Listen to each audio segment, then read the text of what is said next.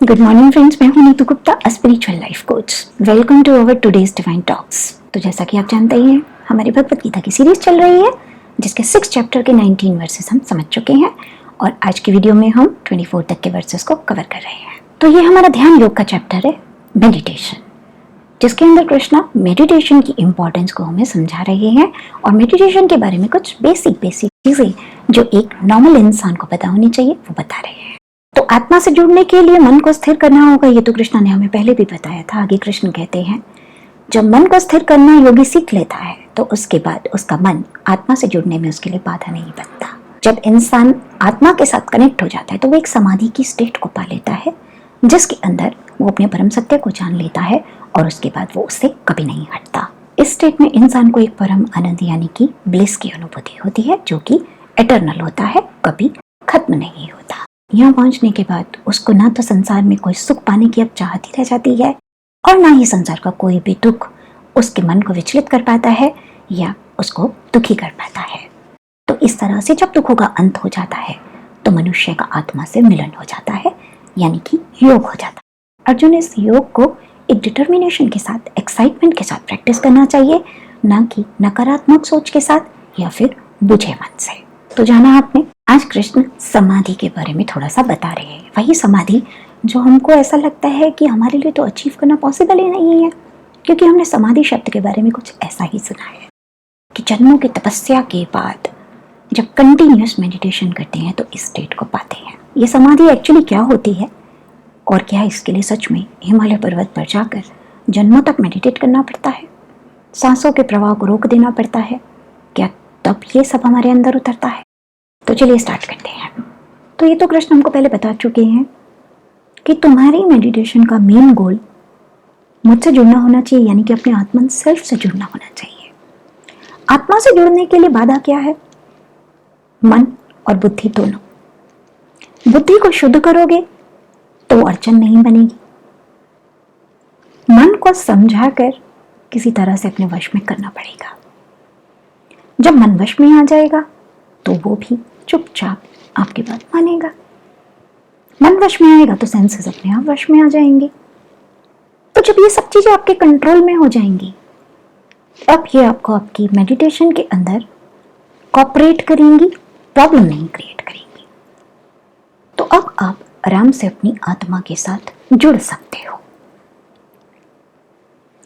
अब आपके मन में सवाल आ रहा होगा, आत्मा से कैसे जुड़ा जाए? क्या इसकी कोई टेक्निक है? तो इसकी एज सच कोई टेक्निक नहीं है, कुछ स्टेप्स हैं।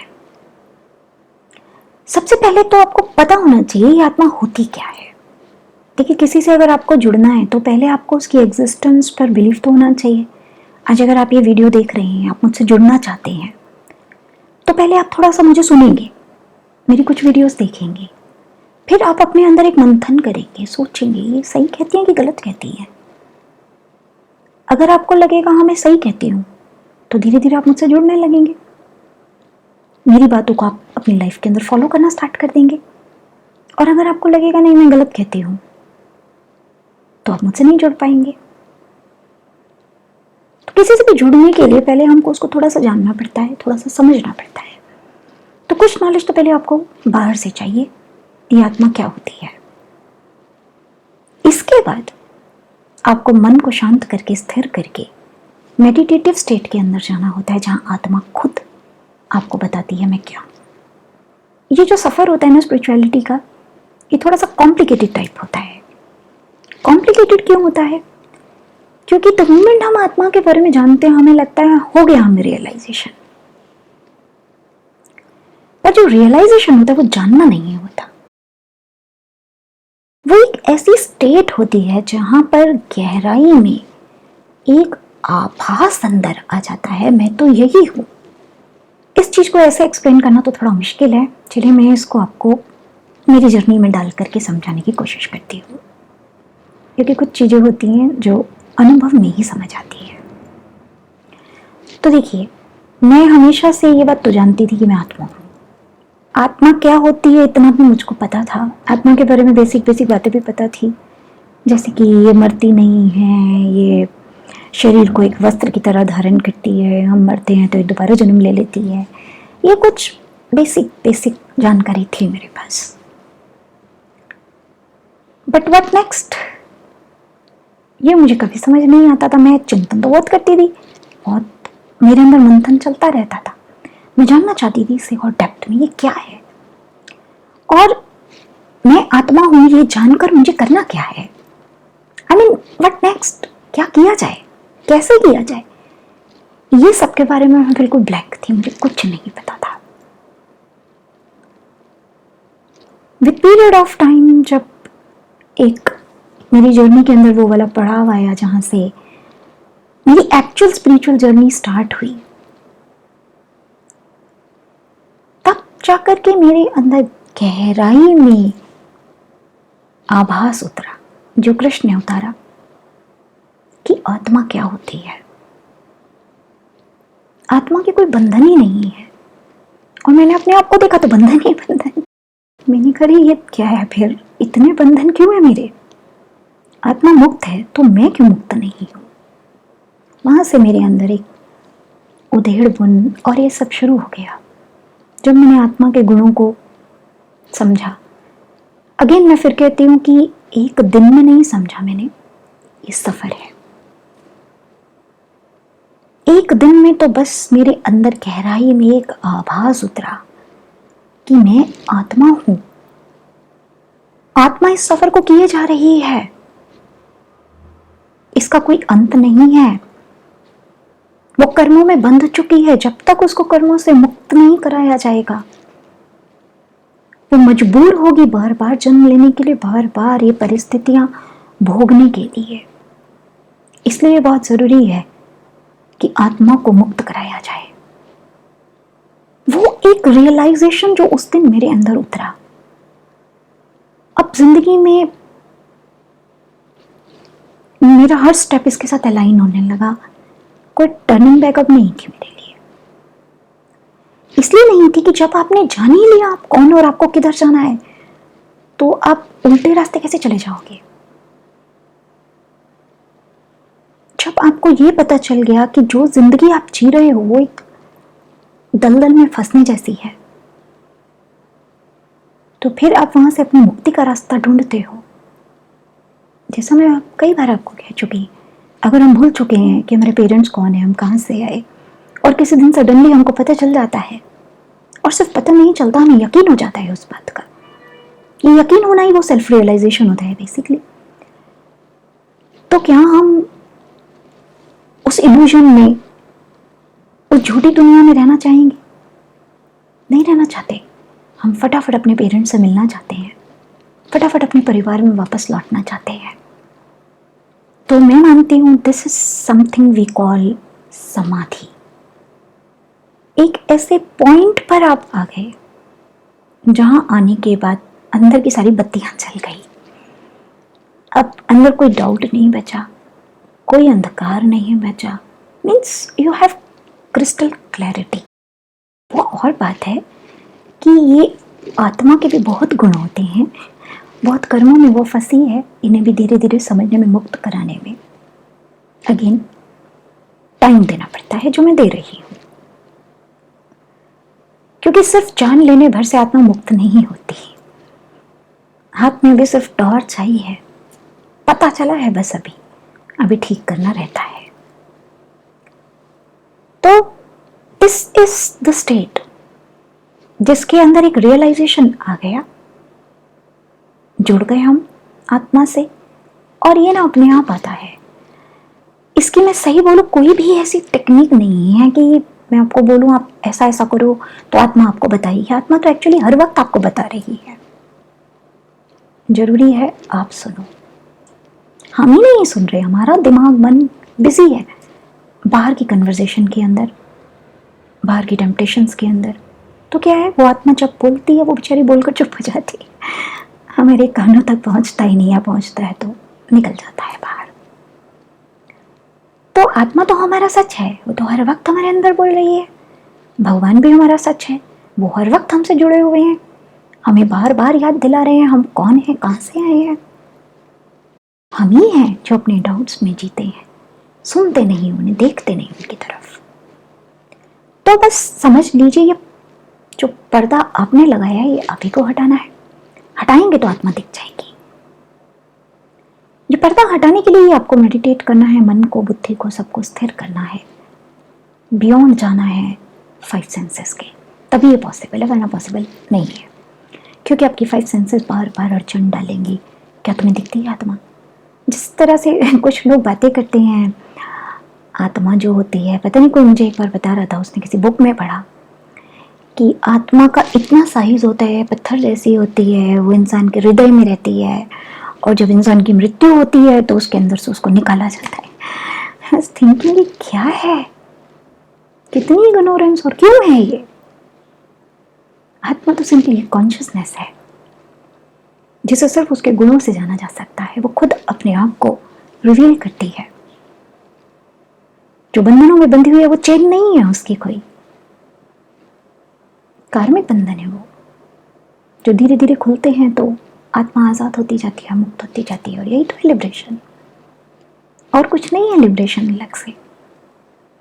हम कह देते हैं कि संसार में दोबारा नहीं आएंगे, तो ये मुक्ति का नाम है लिबरेशन। हाँ है, संसार में आना गलत नहीं है, आकर बंध जाना गलत है। मैं तो ऐसा ही मानती हूँ। कम से कम एक वक्त था जब मुझे ये वाला रियलाइजेशन इस तरह से नहीं हुआ था, तो मैं भी ऐसे ही समझती थी कि हे भगवान, तेरी दुनिया में मुझे नहीं आना, मुझे तू यहाँ से ले जा, बस मुझे मुक्ति दिला दे। आज जब मुझे बहुत गहराई में सब चीज़ों के आभास हो चुके, सब समझ आ चुका, तो मैं ऐसा नहीं कहती। मैं कहती हूँ नहीं, दुनिया तो सुंदर है, दुनिया में प्रॉब्लम नहीं है, प्रॉब्लम है उस अज्ञानता में जो यहाँ आकर मेरे अंदर आ गई, जिसके अंदर मैंने तरह तरह के कर्म बनाकर खुद को बांध दिया। मेरी लिमिटेशंस बन गई, मैं अपनी शक्तियां भूल गई, अपने आप को खो बैठी। That is the problem. There is no other problem in this world. This is a beautiful world. भगवान ने जो रचना की है वो कैसे बुरी हो सकती है? हमने इस रचना के अंदर से सिर्फ बुराई को उठा लिया और हम फंस गए। इसलिए हमें लगता है कि वो क्या है ना, जैसे धागे होते हैं ना बहुत सारे, उलझ गए सब, अब सुलझाने आ नहीं रहे, क्योंकि इतनी सारी नॉट्स हैं, किसको पकड़ के खोलें पता ही नहीं है। तो हम कहते हैं बॉल ही ले लो, हमसे फेंको, हमें भी यहाँ करो। पर प्रकृति का नियम कुछ ऐसा है, बॉल नहीं ली जाएगी, एक एक गांठ को खोलना ही पड़ेगा। उसके लिए अंदर ज्ञान का प्रकाश होना बहुत ज्यादा जरूरी है, जो आत्मा से जुड़कर ही आता है। मेडिटेशन उसके लिए एक बहुत इंपॉर्टेंट एक्टिविटी है। तो मेडिटेशन में तो फिर कहती हूँ कोई अलग से करने वाली चीज नहीं है। It is a state of being. You should always be in a meditative state, not in that yogic way again. Means any time you are in a position to connect to your spirit, go inside, shut off outside activities, अंदर स्थिर होना। किसी भी वक्त आप चाहें आप ये कर पाएं, दैट इज मेडिटेशन एक्चुअली। ये विद प्रैक्टिस आता है। कोई भी चीज़ देखिए, हमें परफेक्शन चाहिए तो प्रैक्टिस तो करनी पड़ती है ना। सचिन तेंदुलकर भी तभी सचिन तेंदुलकर है जब खूब प्रैक्टिस की उसने। हर एक इंसान के साथ ऐसा होता है ना। आज मैं भी यहाँ तक हूँ तो प्रैक्टिस तो मैं भी तब से कंटिन्यूस कर रही हूँ, तभी यहाँ हूँ। आज मेरी हीलिंग पर अगर पकड़ है तो तब है जब मैं अपना 100% टाइम, माइंड सब उसको डिवोट करती हूँ। जब धागे खोल खोल के उसको समझने की कोशिश करती हूँ, ऑपरेशन करती रहती हूँ उसका, तब समझ आती है मुझे हीलिंग। तो हमें परफेक्शन के लिए टाइम तो देना पड़ता है, और मुझे तो लगता है देना भी चाहिए। संसार में आके अगर खुद को ही नहीं जाना तो क्या जाना। जिसका सफर है वही तो बेचारी दुख में जी रही है, बीमार हो गई, बंधनों में बंध गई, फिर भी हम जिए जा रहे हैं, हम मस्त हैं, उसकी तरफ देख ही नहीं रहे। उसको मुक्त कराएंगे तो शायद हम ज्यादा अच्छी जिंदगी जी पाए। एटलीस्ट मैंने ऐसे ही समझा। जब से मैंने आत्मा को मुक्त कराना शुरू किया, मैं खुश हूं, दुख खत्म हो गए अंदर से। यही बात तो कृष्ण कह रहे हैं ना इस वर्ष में। जब भी मिलन हो जाता है ब्लिस महसूस होती है, क्योंकि आपने सुख को जान लिया। हम कह देते हैं सुख के बाद दुख, दुख के बाद सुख आता है। मैं इस स्टेटमेंट को पूरा डिनाई करती हूँ। मैं कहती हूँ ना तो सुख है ना दुख है। सिर्फ एक परिस्थिति को देखने का, समझने का हमारा नजरिया है जो बता रहा है कि दुख है या सुख है। मैं मानती हूँ सिर्फ जीवन है। जीवन में तरह तरह के अनुभव है। उन तरह तरह के अनुभवों में कुछ हमें पसंद आते हैं, कुछ नहीं आते। जो नहीं आते उसे हम दुख कह देते हैं, जो पसंद आते हैं उसे हम सुख कह देते हैं। तो दुख और सुख कहीं नहीं है, हमारी सोच में है, हमारे समझने के तरीके में है। और ये सोच कहाँ से आती है? अगेन, ये सोच आती है आपकी आत्मा के पास से, आपके आत्मन सेल्फ के पास से। जैसे जैसे आपकी आत्मा मुक्त होती जाती है, उसमें प्रकाश बढ़ता जाता है, आपकी सोच बदलती जाती है। तो क्या होता है, एक ऐसी स्टेट आती है जब दुखों से भी आप ऊपर उठ जाते हैं। हम सोचते हैं दुख है तो कोई पाप होगा बहुत बड़ा, कोई पिछले जन्म का कुछ नहीं था।